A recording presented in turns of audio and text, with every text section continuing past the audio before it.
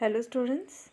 Today we are going to continue and complete the remaining part of the chapter A House on Fire. Now in this we read about that how the author's house caught fire and everything was burned out in it. So let us proceed further what happened after that incident. Okay. Now here we read that he saw his mother, she went back into the house to get some important documents and all that. Okay.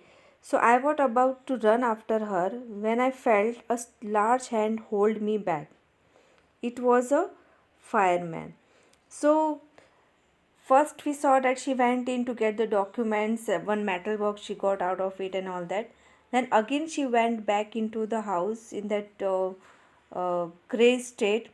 Why? Because the other knew why she went back, to get the pictures and some letters which were only things as a memory of its father.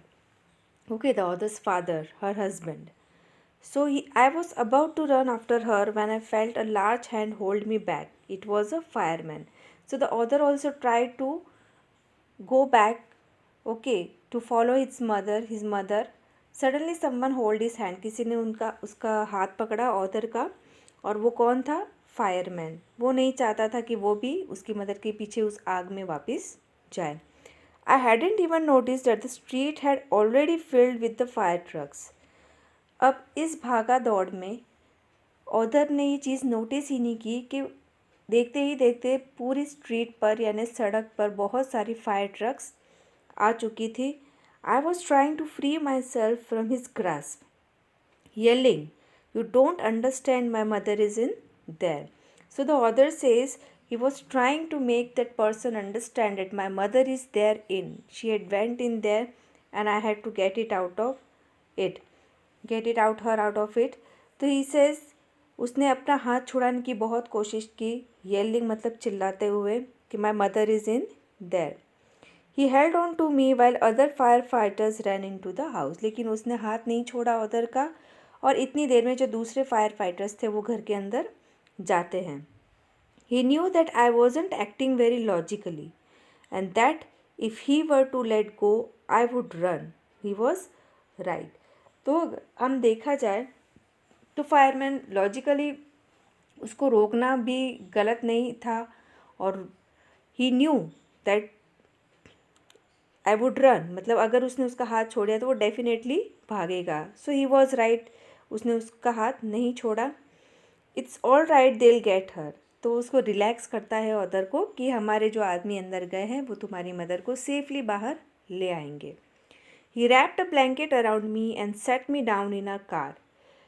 Soon after that, a fireman emerged from our house with my mom in tow. तभी suddenly एक fireman उसकी mother को, author की mother को safely उस घर से बाहर लेकर आता है. Tow here means to pull. Okay, pulling, खींच कर, हाथ पकड़कर बाहर लेकर आना. He quickly took over her to the truck and put an oxygen mask on her. फटाफट से उसने बाहर लेकर आता है वो आग में से बाहर उसको उस ट्रक पर, ट्रक यानी कि not actually truck, we could say the van having all facilities, okay, with along with medical facilities and all that. So जैसे ही उसको बाहर लेकर आते हैं उसकी मदर को तुरंत से फटाफट ऑक्सीजन मास्क लगाया जाता है. I ran over her and hugged her. वो अपनी माँ की तरफ दौड़ता है ऑथर और उसको गले से लगाता है. All those times I ever argued with her and hated her vanished at the thought of losing her. तो all those times I ever argued with her यानी वो अपनी माँ से बहस करता है. He argues, he had never argued so much to her mother.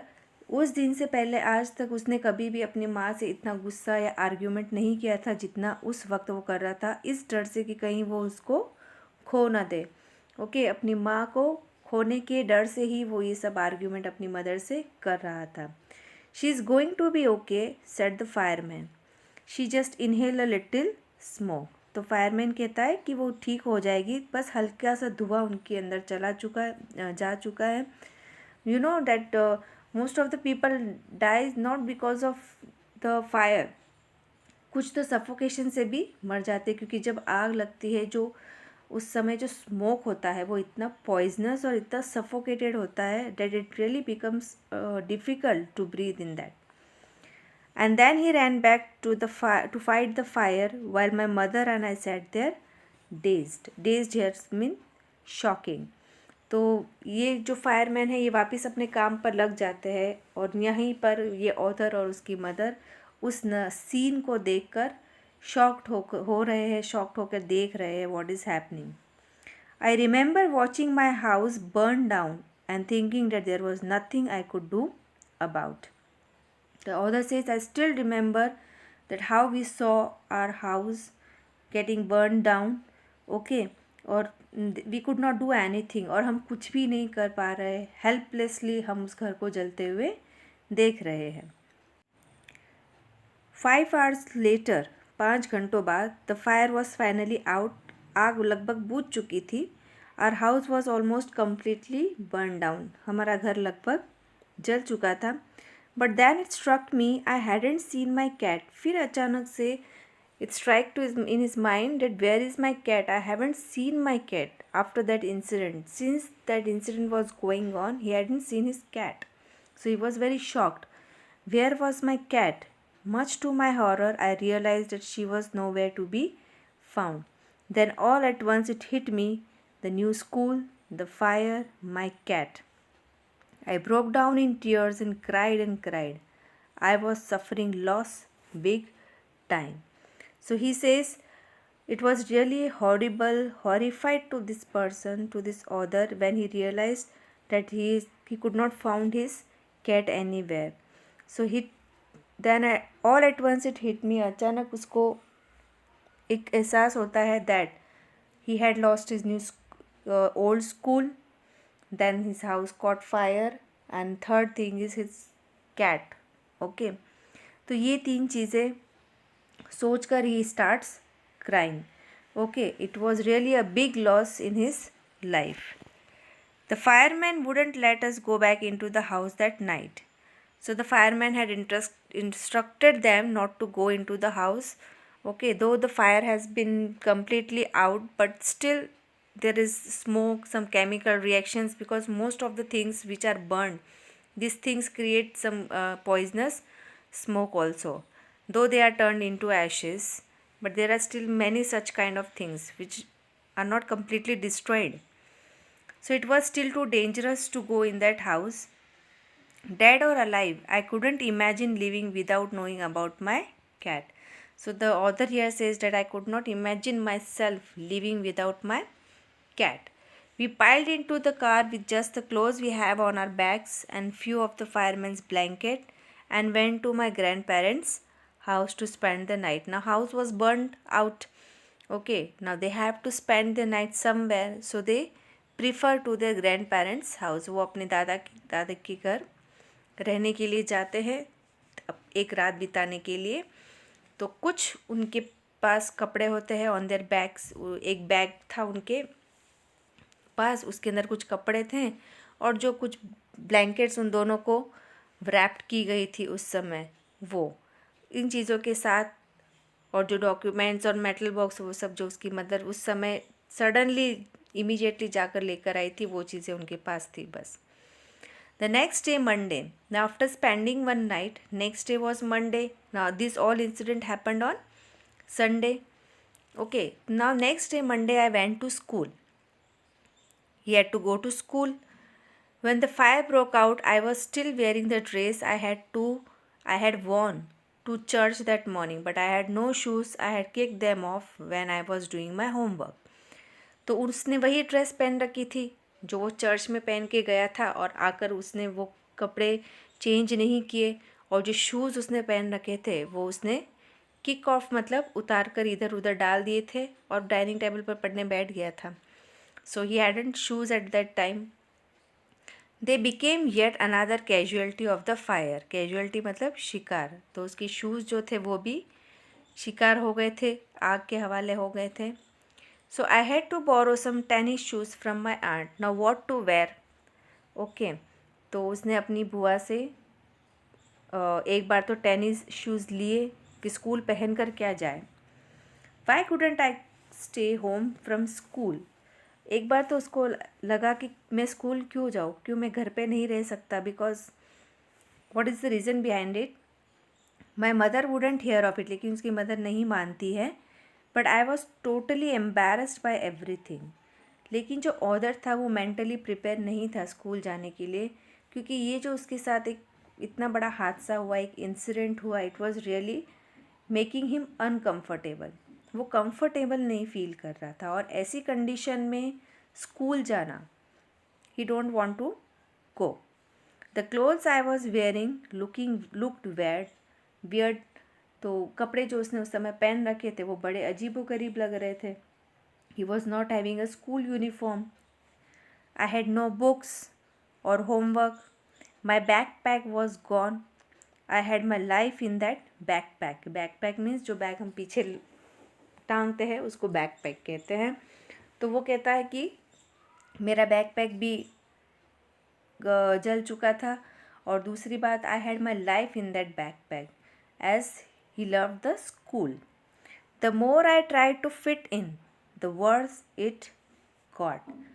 तो the author actually here want to say कि मैं जैसे जैसे सिचुएशन के अकॉर्डिंग अपने आप को ढालने की कोशिश करता हूँ, सिचुएशंस उतनी ही बिगड़ती जाती है। सबसे पहले स्कूल चेंज होना, तो उसने अपने आप को बड़ी मुश्किल से समझा कर वो अपने आप को स्कूल के एटमॉस्फेयर में इन्वॉल्व करने की कोशिश कर ही रहा था। ओके, उतनी ही उसके घर में आग लग जाती है। घर तो है ही lost his house and even his cat. तो एक साथ एक के बाद एक इतने बड़े बड़े उसकी लाइफ के नुकसान हुए हैं। तो he says more I try to fit in, मैं जितना अपने आप को संभालने की कोशिश करता हूँ, सिचुएशंस उतनी ही वर्स यानी बिगड़ती जाती है। Was I destined to be an outcast. Okay, तो हियर डेस्टिन्ड हियर मीन्स किस्मत में लिखा हुआ। तो क्या मेरी किस्मत में यही लिखा है कि मैं हमेशा आउटकास्ट, आउटकास्ट का मतलब दूसरे लोगों से अलग, ठीक है। And a geek all my life. Geek का मतलब जो पर्सन इंटरेस्टिंग नहीं होता है, अजीबोगरीब कपड़े पहनता है, उस तरह से। और वो इस वजह से था because the conditions he was having at that time, so he had to wear such kind of dress, otherwise won't. I didn't want to grow up, change, or have to handle life if it was going to be this way. I just wanted to curl up and die. So the author here says अगर life ऐसी ही होती है और ऐसी ही चलेगी तो मुझे बड़ा नहीं होना है। I don't want to grow up. मैं नहीं चाहता कि मेरी लाइफ में कोई चेंज आए। ओके, और have to handle life if it was going to be this way. और अगर लाइफ इसी तरह से मेरी चलती रही तो I can't handle it any more. I just wanted to curl up and die. Curl up का मतलब वाइंड अप करना, ठीक है, अपने आप में सिमट कर रह जाना और मर जाना। तो वो कहता है मैं अब जीना नहीं चाहता हूँ, because he was quite frustrated of his life. First he lost his father, then old school, friends, teachers, then again his house, and then the cat. So he was too much depressed by all these things. So he said, I don't want to live any more. I walked around school like a zombie. Zombie का मतलब a person having no expressions, no feeling, no emotions. ठीक है, तो मैं school में ऐसे चलता था जैसे कि कोई zombie चल रहा हो, ठीक है। ना कोई हंसी है, ना रोना, ना हंसना, बोलना, कोई एक्सप्रेशन नहीं, कोई इमोशन नहीं। Everything felt surreal and I wasn't sure what was going to happen. So everything felt surreal मतलब अजीब व गरीब, सब कुछ मुझे बहुत अजीब लग रहा था। और I wasn't sure what was going to happen, और अब पता नहीं क्या होने वाला है। All the security I had known from my old school, my friends, my house and my cat had all been ripped away. तो जिन चीज़ों से मैं अपने आप को सिक्योर फील करता था, ठीक है, जैसे मेरी ओल्ड स्कूल, मेरे फ्रेंड्स, मेरा घर और मेरी कैट, सब कुछ तो रिप्ड अवे यानी ख़त्म हो चुके हैं, toned away. Now how to live? You know, we people feel secure by such kind of things, isn't? Every person have some kind of security from its home, though whether it is your friends, जहाँ पर भी आप अपने आप को अच्छा feel करते हो, अच्छी फीलिंग्स आती है, ठीक है. So all such kind of things had been ripped away in this others life. When I walked through what used to be my house after school that day, I was shocked to see how much damage there was. So, when I walked through what used to be my house after school that day, I was shocked to see how much damage there was. Means कि जब वो school से वापस लौट रहा था, वो उसी रास्ते पर गया और उसने देखा कि कभी जो उसका घर हुआ करता था, वो जो उसके घर, I was shock to see the damage, कितना डैमेज हुआ मेरे घर में. Whatever hadn't been burn was destroyed by water and chemicals they had use to put out the fire. तो जो चीज़ें आग के शिकार में नहीं हुई या आग के लपेटे में नहीं आई, वो चीज़ें जब ये फायर ब्रिगेड वाले जब फायर बुझाने के लिए जो केमिकल्स का और पानी का यूज़ करते हैं, उसकी वजह से वो ख़राब हो चुकी थी. The only things that were not destroyed were photo albums, documents, and some other items that my mother had managed to heroically rescue. But my cat was gone and my heart ached for her. तो कुछ albums, documents जो उसकी mother बहुत ही हिम्मत करके वहाँ से बचा कर लेकर आई थी, उन चीज़ों के अलावा उनके पास कुछ भी नहीं था और वो सबसे ज़्यादा अपनी कैट को मिस कर रहा था और उसके लिए उसके अपने दिल में बहुत ही was missing, it was in great pen. बहुत दर्द होता था उसको अपनी कैट को याद करके. There was no time to grieve. अब दुख मनाने का टाइम था नहीं. Okay, my mother rushed me out of the house. वो तो समय पर ये दोनों बाहर निकल गए, otherwise even they would have got in that. We would have to find a place to live and I would have to go buy some clothes for school. अब हमें वापस एक नया घर ढूंढना था रहने के लिए और कुछ कपड़े खरीदने थे स्कूल के लिए. We had to borrow money from grandparents because there were no credit cards, cash or even any identification to be able to withdraw money from the bank. So they had to borrow some money from their parents because everything was credit cards, cash जो भी था वो सब कुछ धुएं में हो चुका था. एवरीथिंग वॉज डिस्ट्रॉयड और they were having no source, any such kind of source that they could withdraw money from the bank. So that week the rubble that use to be our house was being cleared of the lot. तो एक हफ्ते भर में rubble का मतलब जो इतना भी वो जो डिस्ट्रॉयड मटेरियल होता है, जलने के बाद जो ऐश या जो भी रह जाता है उसको रबल कहते हैं. तो एटलीस्ट एक वीक लगा उसको क्लीन करने के लिए. Even though we had rented an apartment nearby, I would go over to watch them clear away debris, hoping that my cat was somewhere to be found. अब दो वो rent पे रहने लग गए थे पास में ही, लेकिन रोज़ उधर वहाँ पर जाता था देखने के लिए. जब वो सब वहाँ से हटाते थे, क्लीन करते थे, ठीक है, जो मलबा हटाते थे, वो रोज़ देखने जाता था कि इस उम्मीद के साथ कि कहीं पर उसको उसकी कैट नज़र आ जाए, वेदर शी इज़ डेड और alive. She was gone. I kept thinking about her as that vulnerable little kitten. तो the author says I kept thinking about that vulnerable मतलब जो बहुत ही जल्दी से कोई भी उसको मार सकता है या आग की शिकार हो गई होगी वो बहुत ही जल्दी, क्योंकि it is very delicate small kitten cat, isn't? In the early morning when I would disturb her and get out of bed, she would tag along after me, climbing up my rope and crawl into my pocket to fall asleep. I was missing her terribly. सुबह जब मैं उसको उठाता, उसको नींद में disturb करता, तो वो मेरे कपड़ों पे टंग जाती और मेरे पॉकेट में crawl into my pocket to fall asleep, और पॉकेट में जाकर फिर से सो जाती. और he was missing her very terribly. It always seems that bad news spreads quickly and in my case it was no different. ऐसा कहते हैं कि जो बैड न्यूज़ होती है वो बहुत ही जल्दी फैलती है, बुरी खबरें जल्दी फैलती है, और मेरे केस में भी यही हालत थी. It was no different. Everyone in high school, including the teachers, was aware of my plight. तो मेरे बारे में, ठीक है, यानी मेरी बदकिस्मती के बारे में, plight का मतलब ना पूरी स्कूल में, इवन टीचर्स सबको पता चल गया था कि मेरे साथ क्या हुआ है. I was embarrassed as if somehow I were responsible. तो जब ये सब लोग मुझे इस तरह से देखते थे तो मुझे ऐसे लगता था जैसे कहीं मैं जिम्मेदार तो नहीं हूँ. मैंने क्या किया? What have I done? Okay. What a way to start off at new school. This was not the kind of attention I was looking for.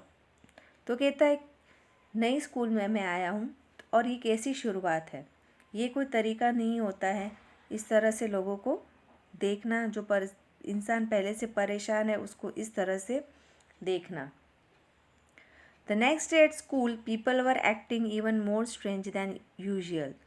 तो when next day he went to school the people were looking at him in such a strange way. रोज़ से काफ़ी अलग, ठीक है. तो they were looking at him in a very strange way. I was getting ready for gym class at my locker. People were milling around me, asking me to hurry up. So when he was getting ready for his gym classes, people were milling around me means people were moving around him. उसके इर्द गिर्द घूम रहे थे और कहते थे कि जल्दी करो. I thought it strange, but in the light of the past few weeks, nothing would surprise me. पहले तो मुझे थोड़ा अजीब लगा, लेकिन कुछ हफ्तों में जो मैंने यहाँ पर फील किया तो मेरे लिए कोई सरप्राइजिंग या शॉकिंग चीज़ नहीं थी. It almost seem that they were trying to show me into the gym. Then I saw why. तो इस तरह से उन लोगों की जो एक्टिविटी है, जिस तरह से वो उसको देख रहे थे, ऐसा लग रहा था जैसे they were trying to show means to push me into the gym. Then I saw why. फिर मुझे पता चला कि ये लोग ऐसा क्यों कर रहे थे. There was a big table set up with all kind of stuff on it just for me. They had taken up a collection and bought me school supplies, notebooks, all kind of different clothes, jeans, tops, sweatsuits. It means with this all people had made a collection as a help for this person, for the author. उन्होंने एक बड़े से table पे सब तरह की चीज़ें, जैसे कि स्कूल की सारी स्टेशनरीज, नोटबुक्स, हर तरह के कपड़े, जीन्स, टॉप, स्वेट शूट्स, वो सब वहाँ रखे थे. और उसको देखकर ऐसा लग रहा था जैसे कि क्रिसमस है, मुझे बहुत सारे क्रिसमस के गिफ्ट मिले हों. आई वॉज ओवरकम बाय इमोशन. तो उसकी जो सोच थी, जो थिंकिंग थी इन लोगों के लिए, वो बिल्कुल चेंज हो जाती है कि वो क्या सोच रहा था और एक्चुअली ऐसा कुछ भी नहीं था. So I was overcome by emotion, यानी वो इमोशनल हो जाता है. People who had never spoken to me before were coming up me to introduce themselves. जो लोग पहले इससे कभी बात नहीं करते थे, वो लोग आके अपने आप को इंट्रोड्यूस करते हैं इससे. और उसके बाद उसको हर तरह के इन्विटेशंस, यानी लोग अपने अपने घरों में उसको इनवाइट करने लग गए. देयर जिनाइन मतलब सच्चा, कोई दिखावा नहीं कर रहा था, कोई इस तरह से नहीं कि उसके लिए सिंपैथी दिखा रहा हो, ऐसा कुछ भी नहीं था. I got all kinds of invitations. Their genuine outpouring of concern really touched me. Outpouring means we could say expression. Okay. और जिस तरह से उनके जो एक्सप्रेशन थे, उनकी जो वरीनेस थी ऑथर के लिए, दैट वाज रियली टचिंग. उसको काफ़ी टच कर गई. In that instant I finally breath a sigh of relief and thought for the first time that things were going to be okay. I made friends that day. तब उसने एक चैन की सांस ली और ये सोचा कि लाइफ को वो जितना कॉम्प्लिकेटेड या उलझा हुआ समझ रहा था वैसा एक्चुअली नहीं है. और उसको एक रिलैक्सेशन हो गया था कि अब जो भी होगा वो अच्छा होगा. एंड उसके बाद he made many friends. Month later I was at my house watching them rebuild it. महीने भर बाद उसने देखा अपने घर को बनते हुए, रीबिल्ड का मतलब वापस कंस्ट्रक्शन होते हुए. By this time it was different, I wasn't alone. लेकिन आज उस समय वो अकेला नहीं था। I was with two of my new friends, उसके साथ उसके 2 फ्रेंड्स थे। I took a fire for me to stop focusing on my feelings of insecurity and open up to all the wonderful people around me।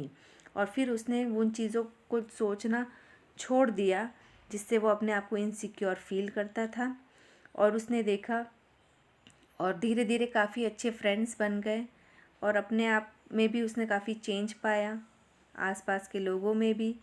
Now I was sitting there watching my house being rebuilt when I realize my life was doing the same thing.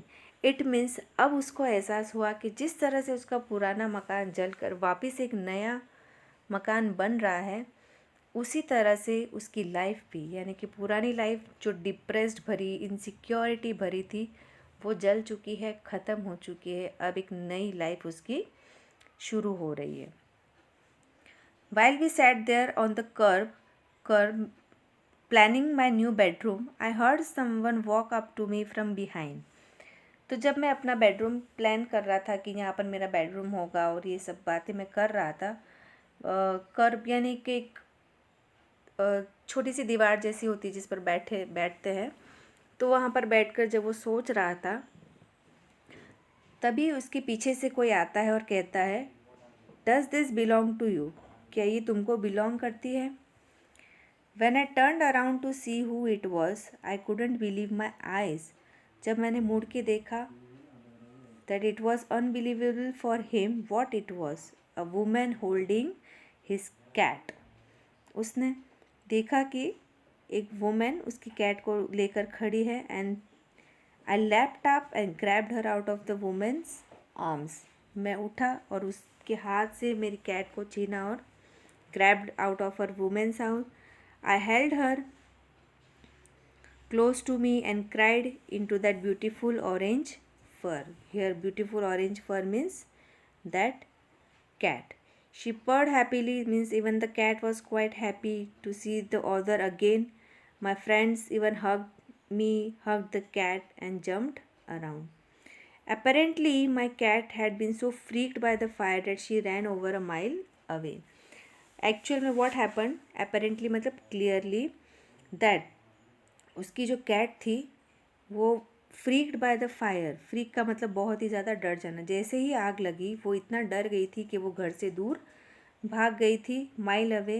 Her collar had her phone number, और उसके गले में जो उन्होंने belt collar लगा रखा था उसके अंदर फ़ोन नंबर थे। That lady had tried a lot to consult them, but how everything was burned out in fire. सो इस वजह से वो उसको कॉन्टैक्ट भी नहीं कर पाई। Then woman took her in work hard to find out, as I told you.